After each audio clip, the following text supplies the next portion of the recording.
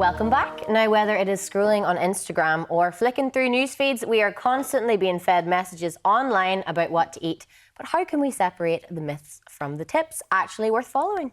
This even happened to us on the show last weekend when we weren't even sure if avocados were good for us. Take a look.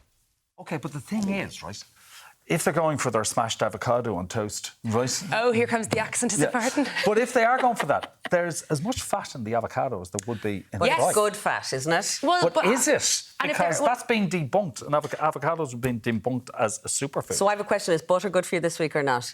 Are we allowed butter We this don't week? know. It might change by tomorrow, though. Yeah. But also, if they're eating avocados, they'll never buy a house. That's it. So they need to remember that. A mortgage or an avocado. Yes. You must These choose. are the choice that millennials must make. And fries must be in that category as well. A fry or even a grill. This was last week when we were talking about how the death of the fry. Fewer people are eating fries.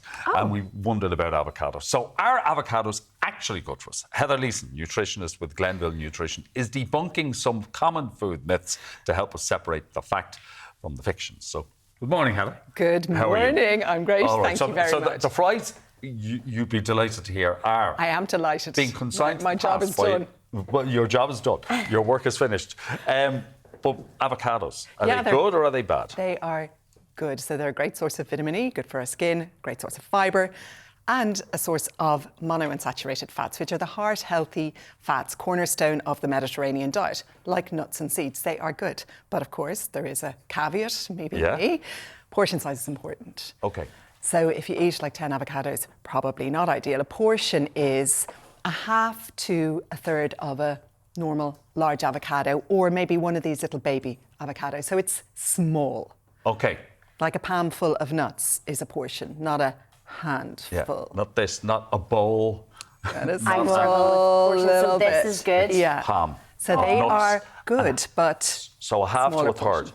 Okay. Half to a third of a big avocado. I heard you say 15% fat. 15% fat. Yeah. That sounds like a lot of fat. It is quite a bit, yeah, but it's good fat. So fat keeps us fuller for longer, helps us to absorb fat-soluble nutrients. It is really important that we eat healthy fats Okay. in moderation. Okay, well, that sounds like the only healthy fat I've ever heard of, to be honest. So I guess if everyone's including avocados in moderation, is that a good way of losing weight in terms of what your body burns, or...? Well, I mean, there's no really quick fix to losing weight, unfortunately. I know everyone wants me to say that there is, but there is not. And there's the thing that I see quite a lot on Instagram is the chilies. Do chilies help you? Do they speed up your metabolism? They speed up your journey to the bathroom. Yeah, that is true. But there's a lot of research done on this, actually. There is a compound in chilies called capsaicin, which is what gives the spicy component. And that has actually a very mild appetite suppressant effect, and also a very mild effect on your metabolism in terms of speeding it up. But it is tiny. It's about 10 calories per meal. That's the thermogenic effect. So that's like the equivalent of like half a cashew nut, 3 grapes. That's what you're getting by adding the chilies in. So, you know, not a bad thing. They're delicious, they're full of nutrition, but they're not going to revolutionise your weight loss journey, especially if you're eating, you know, chili fries or a burger with sweet Thai sweet chili sauce. Sweet chili sauce, no. That's not hitting that mark. No, there are lots of things that speed up your metabolism, like eating plenty of protein. Green tea has a little bit of a thermogenic effect as well. And of course, the stuff we know, like exercise, high intensity interval training, resistance training, even standing. So you're standing at your work today, so even standing. We're actually being healthier just standing. Rather than parking our asses on stools, we're standing. They wanted us over there, but we requested. No, we're standing. And also, you know, getting enough sleep, being well hydrated. Hormone issues will slow your metabolism down. Things like thyroid issues, PCOS, they're the things I deal with in clinic more. So they will have a negative impact on your metabolism, but there's no magic switch for most of us. Okay, so you mentioned chilies. There are other spices. So is it spicy foods no. Spicy foods are great, they're delicious, but they're not going to burn off 200 calories. Not realistic to think that, unfortunately. Oh, that is sad. Speaking of sad, apparently everyone says chocolate is a depressive. Oh, Lord. Depressant? There's not really an easy answer to that, but there is some good news, and there's, again, been lots of studies on this. So people who eat dark chocolate, actually a big study in 2019 showed that they had less risk of depressive symptoms. So that is the good news. Okay. So dark chocolate, high in magnesium, high in plant polyphenols, they're good for us. But when most of us think chocolate, I think we're probably not thinking of 2 squares of dark chocolate twice a week, which is kind of what would be recommended. Twice a week. 2 squares. Yeah. Yeah. And the problem and the link with lower mood comes in, there's a number of reasons. So first of all, if you're having a chocolate bar for a snack, you're displacing something that might be more useful with B vitamins and magnesium for your mood. It also affects your blood sugar. So if you have a sugary food, chocolate or anything else, your blood sugar is going to go up quickly. It's going to come down quickly. And when you're on the down, that's when You want more? You want more, and you might feel a bit of a dip in mood. And of course, we know like the high sugar foods like chocolate linked to cardiovascular disease, some cancers, diabetes, weight gain. That's not going to cheer anyone up. Okay. So You might get annoyed at yourself. you might get annoyed at yourself, exactly. So while the chocolate component is not the depressant, it's what it comes with. If you eat too much of it, that might not be so great for you. Okay. Okay. So Sorry. when they add the sugar and the milk to the chocolates, that's when things can change. Yeah, now, a couple of times a week, absolutely have your treats, enjoy them, do not feel guilty about them. But if you're having it twice a day, every day, that's not a treat, that's a habit. So that's probably not going to help you. Okay, I'm just thinking of all the people who over the last few weeks sat down to eat an entire Easter egg in one sitting. Yeah. Shouldn't have done it. Shouldn't have done it. It's over. Easter's over. It's well over now. Well over. Mentally, we're still there. But I see celery on this wooden slab, and I heard yesterday that celery is a thing called empty calories. Yeah, negative calories is what Negative, someone was yeah. asking me about. So there's not really such a thing as negative calories. So that's a That myth. is the idea that your body uses more calories to break down celery than is contained in celery.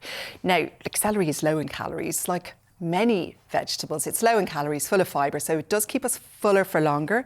So in theory, we would be eating less. So eating lots of veg, half of your plate at lunch, half of your plate at dinner, full of veg is going to be helpful for your health and for your waistline. Okay, but magic trick for eating like a big head of celery, it's great for you, go ahead, but it's, it's not balanced. Okay. It's not so magic. Can you describe that plate? Like half of it might be maybe the protein, the meat.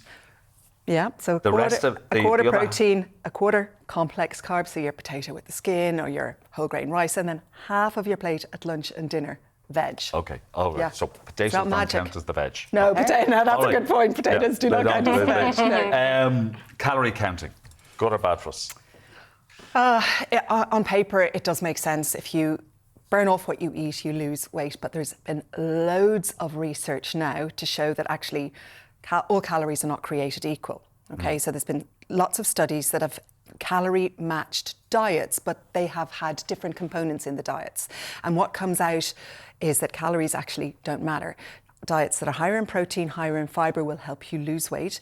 Diets that are high in ultra-processed foods or sugary, refined carbs, they can potentially even gain weight, even if the calories are exactly the same. Can I just bring this in? Yeah. Okay. Because if you're feeling peckish, you need a snack. How many of us would go for the crisps or the chocolate? And you're saying, back off. Throw that car in reverse. Most of the time. Now, they will have the same amount of calories, but obviously a chocolate bar, not much nutrition. It's going to quickly spike your blood sugar, come Bring it crashing back down. down. Half an hour later, you're going to be looking for another chocolate bar versus the apple and the palm full of walnuts. That's a portion of walnuts there that has got healthy fats, it's got fibre, it's got vitamins and minerals. It's bringing something to the party, okay? So, again, not all the time, but where you make healthier choices most of the time, and don't be worried about calorie counting. The only thing that is useful about calorie counting is, if you go to the cafe and you see that slice of carrot cake has 700 calories, maybe I won't choose that. For danger management, it can be quite useful, but otherwise, I don't think it's a great way to manage your weight. All right, and for anybody in the gallery or on the floor, the chocolate bars are counted and they have to go back to your house. Yeah. So we're told. See, my problem is they don't But not sell. for you. Not for you. My problem is they don't sell a handful of nuts. I would buy the bag and then eat the bag of nuts. So You're in control of how much is in your hand. Tupperware containers, in little control. containers, yeah. Heather, it's always great Thank to see you you. so much, Thanks a Heather. Brilliant, thank you. Up next, Heather says avocados are good for us. So how In could we? moderation. In in moderation, guys. How could we say no to some avocado toast in the kitchen? Stay with us. We're back with you in just a few minutes.